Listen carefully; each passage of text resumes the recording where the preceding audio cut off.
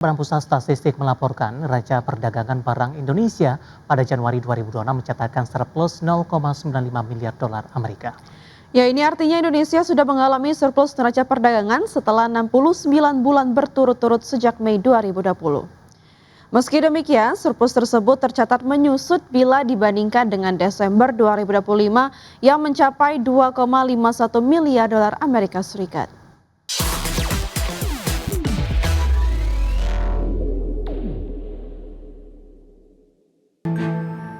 Badan Pusat Statistik mencatat surplus neraca perdagangan Indonesia mencapai 0,95 miliar dolar Amerika Serikat atau setara dengan 16 triliun rupiah pada Januari 2026. Hal ini menandai surplus yang telah berlanjut selama 69 bulan berturut-turut sejak Mei 2020. Surplus tersebut ditopang oleh surplus komoditas non-migas sebesar 3,22 miliar dolar Amerika Serikat, sementara komoditas migas masih mengalami defisit 2,27 miliar dolar Amerika Serikat. Adapun nilai ekspor pada Januari 2026 mencapai 22,16 miliar dolar Amerika Serikat, mengalami kenaikan 3,39% dibandingkan Januari 2025. Peningkatan ini terutama didorong oleh sektor industri pengolahan yang tumbuh hingga 8,19%. BPS mencatat 3 negara utama tujuan ekspor non-migas Indonesia adalah China, Amerika Serikat, dan India. China masih menjadi pasar utama dengan nilai mencapai 5,27 miliar dolar Amerika Serikat, diikuti oleh Amerika Serikat sebesar 2,51 miliar dolar Amerika Serikat dan India sebesar 1,52 miliar dolar Amerika Serikat. Tim Liputan, IDX Channel. Berikutnya pemirsa, Badan Pusat Statistik menyatakan dampak memanasnya konflik antara Iran dan Israel terhadap perekonomian Indonesia belum dapat dipastikan, termasuk perdagangan Indonesia dan Iran yang selama ini naik turun. Deputi Bidang Distribusi dan Jasa Badan Pusat Statistik Ateng Hartono menjelaskan nilai ekspor Indonesia ke Iran pada Januari 2026 tercatat sebesar 18,5 juta dolar Amerika. Komoditas utama yang diekspor meliputi buah-buahan senilai 9,1 juta dolar Amerika Serikat, lemak dan minyak hewan nabati sebesar 2,1 juta dolar Amerika Serikat, serta kendaraan dan bagiannya sebesar 2 juta dolar Amerika. Sementara itu impor non-migas Indonesia dari Iran relatif kecil dan didominasi buah-buahan sebesar 2 juta dolar Amerika atau sekitar 94% dari total impor dari Iran. Meski suasana eskalasi konflik terus meningkat, Ateng Hartono menegaskan bahwa perhatian utama terkait potensi dampak konflik Timur Tengah justru tertuju pada negara-negara di sekitar jalur strategis Selat Hormuz seperti Oman dan juga Uni Emirat Arab. Ekspor Indonesia ke Iran, saya ulangi ya, pada Januari tahun 2026 sebesar 18,5 juta US dollar dengan tadi komoditi utamanya buah-buahan yaitu HS08 sebesar 9,1 juta US dollar, lemak dan minyak hewan nabati atau HS15 sebesar 2,1 juta US dollar, serta Indonesia juga mengekspor ke Iran pada Januari 2026 kendaraan dan bagiannya. Menteri Koordinator Bidang Perekonomian Airlangga Hartarto menilai eskalasi konflik antara Amerika Serikat, Israel, dan Iran akan langsung mengganggu pasokan minyak global serta mendorong kenaikan harga energi dunia. Ya, terlebih lagi kondisi tersebut diperparah oleh penutupan Selat Hormuz yang selama ini berperan sebagai jalur utama distribusi minyak dunia. Konflik militer dan geopolitik yang terjadi antara Amerika Serikat dan Israel yang menyerang Iran langsung mempengaruhi pertumbuhan ekonomi global. Dampak eskalasi perang militer akan langsung mengganggu pasokan minyak global serta mendorong kenaikan harga energi dunia.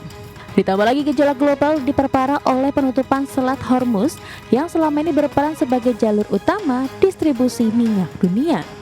Menteri Koordinator Bidang Perekonomian Airlangga Hartarto menilai dampaknya sangat bergantung pada durasi dan intensitas perang. Sebab selain suplai minyak, sektor logistik dan pariwisata juga beresiko terdampak. Airlangga menegaskan pemerintah telah mengantisipasi potensi gangguan pasokan dengan mengamankan sumber impor dari luar kawasan Timur Tengah. Langkah antisipatif tersebut antara lain dilakukan melalui nota kesepahaman PT Pertamina Persero dengan sejumlah perusahaan minyak dan gas asal Amerika Serikat. Di sisi lain konflik geopolitik yang akan mempengaruhi pertumbuhan ekonomi, Menko Erlangga menyampaikan pemerintah akan terus melakukan langkah antisipatif terhadap kemungkinan kenaikan harga bahan bakar minyak dalam negeri, di mana harga energi memang cenderung meningkat saat terjadi konflik seperti pada perang Rusia-Ukraina. Dari Jakarta, Tim Liputan IDX Channel.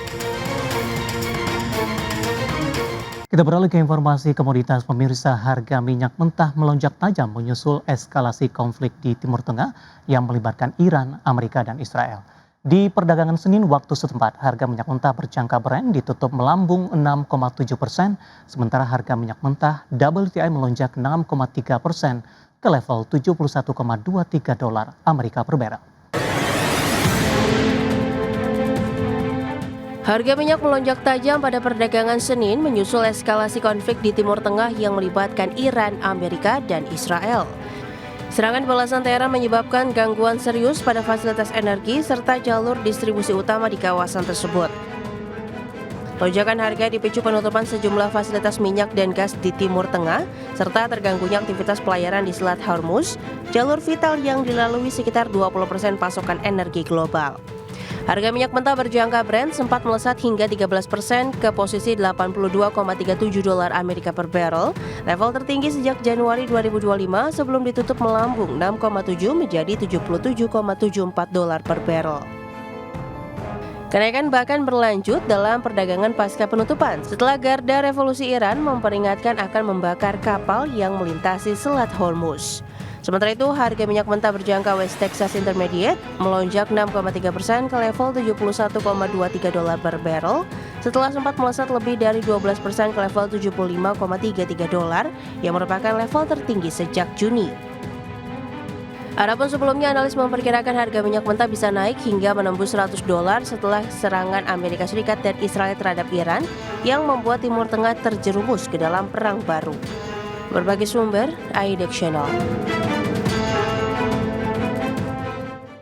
Dan selanjutnya update dari bursa global, pemirsa, di mana bursa Wall Street ditutup bervariasi pada perdagangan Senin waktu setempat setelah sesi yang bergejolak menyusul serangan udara Amerika Serikat dan Israel ke Iran pada akhir pekan. Pasar sempat tertekan di awal perdagangan, namun berangsur pulih seiring aksi beli investor yang memanfaatkan penurunan harga. Di perdagangan Senin waktu setempat, indeks Dow Jones ditutup melemah di 0,15% ke level 48.904. Indeks Nasdaq Composite menguat di 0,36% di 22.748. S&P 500 ditutup positif di 0,04% di level 6.881. Selanjutnya kita beralih ke posisi. Bursa ekuitas Eropa mengalami penurunan tajam di perdagangan Senin, mencatat kinerja harian terburuk dalam 3 bulan terakhir. Penurunan terjadi di tengah aksi jual global aset berisiko dipicu eskalasi konflik di Timur Tengah, di mana indeks stok 600 ditutup anjlok 1,65% ke level 623,36. DAX Jerman merosot 2,42% ke posisi 24.672 dan indeks FTSE 100 Inggris menyusut di 120% ke level 10.750.